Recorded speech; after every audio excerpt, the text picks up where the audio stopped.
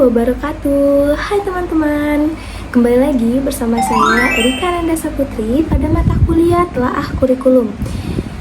Nah teman-teman, minggu lalu kita telah membahas elemen-elemen kurikulum, yaitu standar kompetensi lulusan atau SKL, standar isi, dan zonasi serta domisili.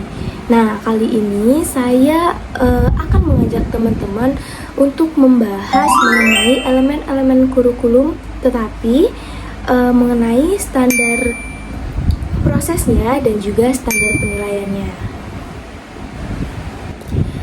Sebelum kita memasuki dua komponen tersebut, yaitu standar proses dan juga standar penilaian, saya akan mengingatkan atau mengulas kembali kepada teman-teman sekalian apa sih konsep dasar elemen pada kurikulum.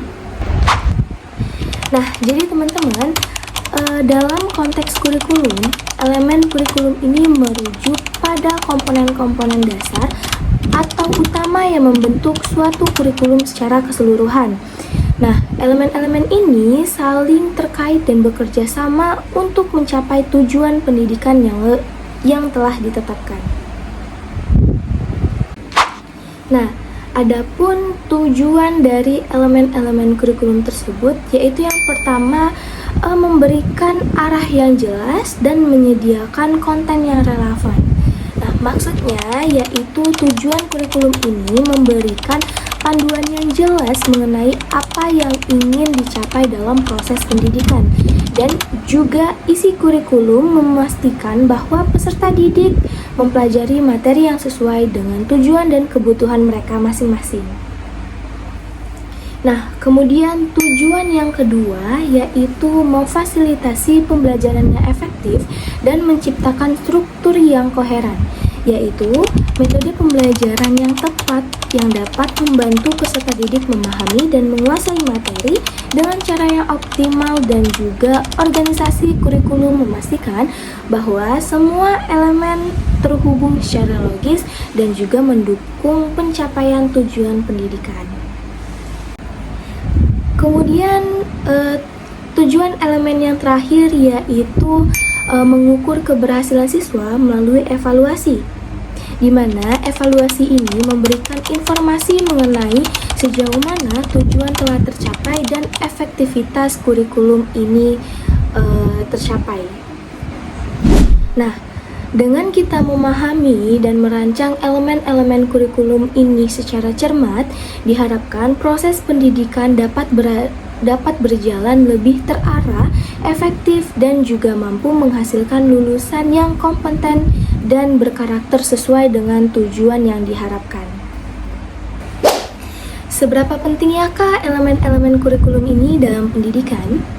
Nah, pentingnya elemen kurikulum dalam pendidikan ini sangatlah krusial dan juga mendasar, di mana elemen-elemen seperti tujuan, isi, metode, organisasi, dan juga evaluasi bukan hanya sekedar komponen terpisah, tetapi juga merupakan satu kesatuan yang saling terkait dan dapat menentukan keberhasilan proses pendidikan secara keseluruhan. Dengan demikian, elemen kurikulum ini dapat dikatakan juga sebagai pondasi yang sangat penting dalam pendidikan. Karena tanpa adanya elemen-elemen yang terencana dengan baik dan terintegrasi, maka proses pendidikan akan berjalan tanpa arah yang jelas, kurang relevan, tidak efektif, dan sulit untuk dievaluasikan. Maka dari itu, kurikulum yang baik adalah kunci untuk menghasilkan lulusan yang berkualitas dan mampu berkontribusi positif bagi masyarakat luas. Nah, macam-macam elemen-elemen kurikulum dalam pendidikan. Sebelumnya kita telah membahas 3 standar elemen kurikulum, yaitu standar kompetensi lulusan, standar isi, dan juga domisili serta zonasi. Kali ini kita akan membahas standar proses dan juga standar penilaian. Pada standar proses ini merujuk pada kriteria minimal mengenai pelaksanaan pembelajaran pada satuan pendidikan untuk mencapai standar kompetensi lulusan atau SKL. Dengan kata lain, standar proses ini menetapkan bagaimana seharusnya proses pembelajaran berlangsung agar efektif dan efisien dalam mencapai tujuan pendidikan yang telah ditetapkan. Kemudian yang kedua yaitu ada standar penilaian. Nah, standar penilaian ini adalah kriteria minimal mengenai mekanisme, prosedur, dan instrumen penilaian hasil belajar peserta didik. Dengan adanya standar penilaian ini, diharapkan proses penilaian dalam pendidikan dapat dilakukan secara lebih terstruktur, terukur, dan dapat dipertanggungjawabkan, sehingga dapat memberikan informasi yang akurat mengenai kemajuan belajar siswa dan efektivitas pembelajaran. Baik standar proses maupun standar penilaian tentunya memiliki tujuan masing-masing. Nah, teman-teman, tujuan dari standar proses ialah yang pertama, memberikan panduan bagi guru, yaitu sebagai acuan dalam merencanakan, melaksanakan, dan mengevaluasi pembelajaran.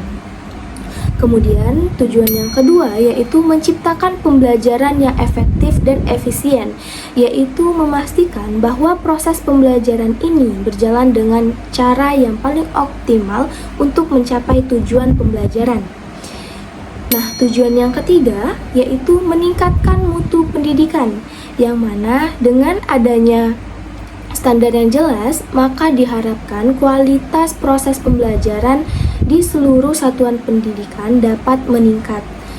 Nah, serta tujuan yang terakhir yaitu memastikan keterampilan standar kompetensi lulusan, yang mana proses pembelajaran yang sesuai standar akan berkontribusi pada tercapainya kompetensi lulusan yang diharapkan. Selanjutnya, tujuan standar pada penilaian.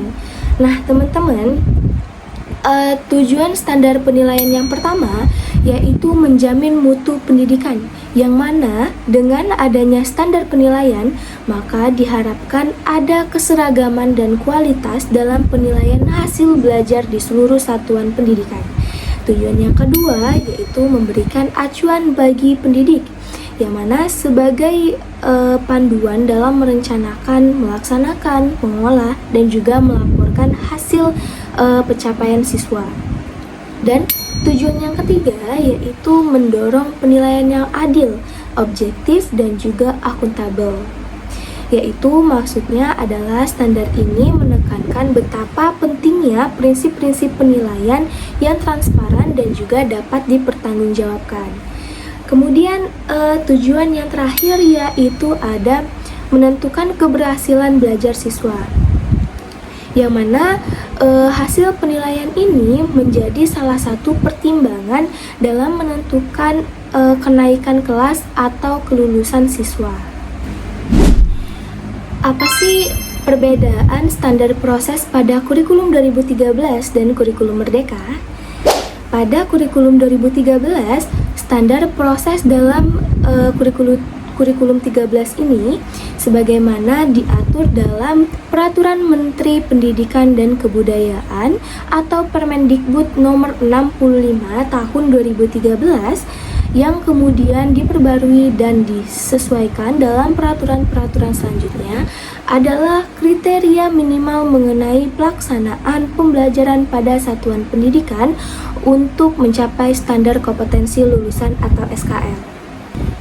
Nah, teman-teman, meskipun Permendikbud nomor 65 tahun 2013 merupakan landasan utama pada standar proses kurikulum 2013 ini, tetapi implementasinya akan terus dievaluasi dan disesuaikan melalui peraturan-peraturan Menteri Pendidikan dan Kebudayaan berikutnya. Konsep-konsep seperti pembelajaran aktif, inovatif, kreatif, efektif, dan juga menyenangkan atau PAIKEM, serta pemanfaatan teknologi informasi dan komunikasi yaitu TIK semakin ditekankan dalam pelaksanaan standar proses pada kurikulum 2013 ini.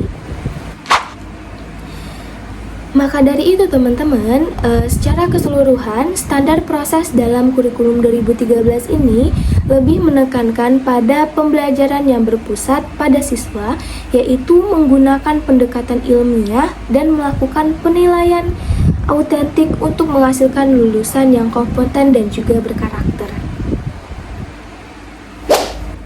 Sedangkan standar proses pada kurikulum Merdeka, ia lebih menekankan pembelajaran yang berpusat pada peserta didik dan memberikan fleksibilitas pada guru untuk menyesuaikan pembelajaran dengan kebutuhan dan karakteristik siswa serta konteks lokal. Nah, selanjutnya perbedaan standar penilaian pada kurikulum 2013 dan kurikulum Merdeka.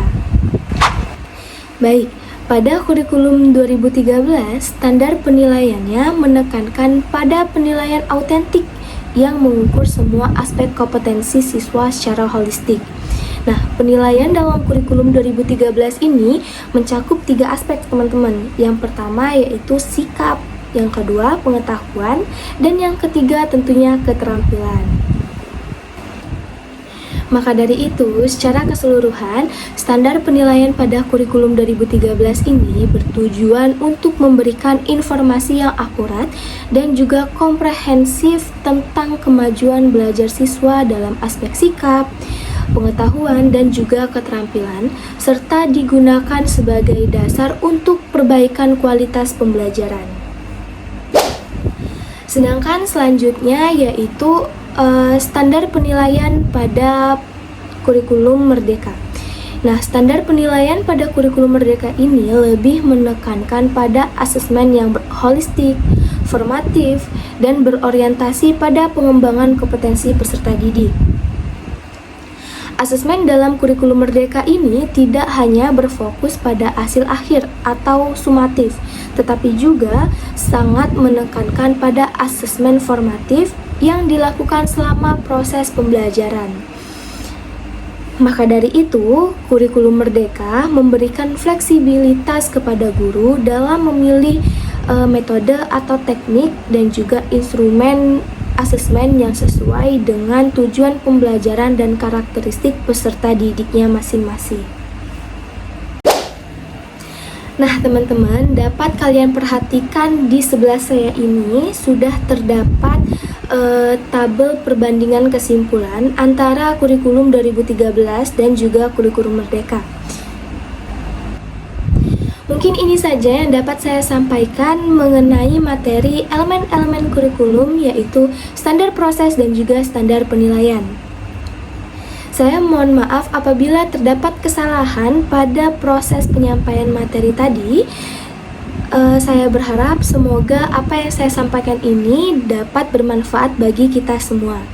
Saya akhiri, wassalamualaikum warahmatullahi wabarakatuh.